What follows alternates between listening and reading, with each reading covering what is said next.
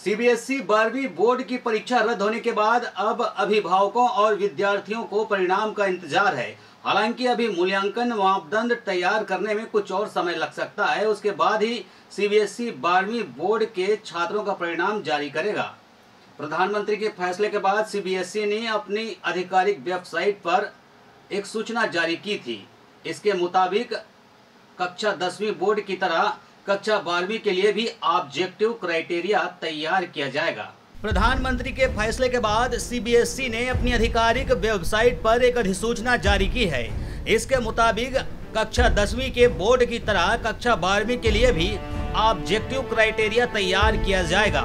अगर कोई विद्यार्थी आंतरिक मूल्यांकन के आधार पर तैयार किए गए परिणाम से संतुष्ट नहीं है तो उसे परीक्षा देने का एक अवसर भी दिया जाएगा।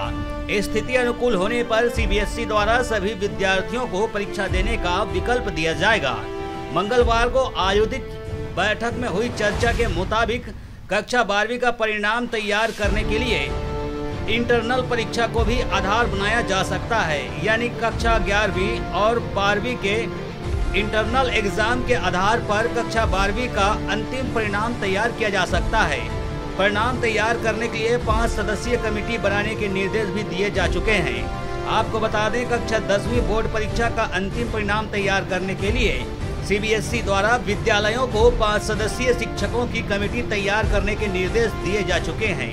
इसके साथ ही मूल्यांकन के आधार पर परिणाम तैयार करने का फार्मूला भी सीबीएसई द्वारा तैयार किया जा चुका है। तैयारी तो हमने अपनी पूरी की थी, लेकिन जैसा सरकार चाह रही है कि बच्चों का स्वास्थ्य ज़्यादा ज़रूरी है, तो इसलिए हम सरकार के इस फैसले का समर्थन भी करते हैं। लेकिन कुछ बच्चे ऐसे हैं जो इस फैसले से नाखुश भी हैं, तो उनके लिए सरकार ने एक ऑप्शन भी रखा है। जब सिचुएशन ठीक हो जाएगा तो उनको एग्ज़ाम देने का मौका दिया जाएगा, और जो कि सही फैसला है। सरकार ने मतलब दोनों तरीके के बच्चों का सोचा है, और मैं तो इस फैसले का समर्थन करता हूँ, क्योंकि स्वास्थ्य पहले है, उसके बाद परीक्षा है। हाँ, बहुत समय से चर्चा चल रही थी कि कोरोना संकट के दौरान 12वीं के बच्चों से परीक्षा ली जाए या नहीं ली जाए, लेकिन सरकार ने सभी तरफ से मंत्रणा करते हुए बच्चों के जीवन को ज़्यादा महत्वपूर्ण माना है, इसलिए परीक्षाओं को रद्द कर दिया गया है।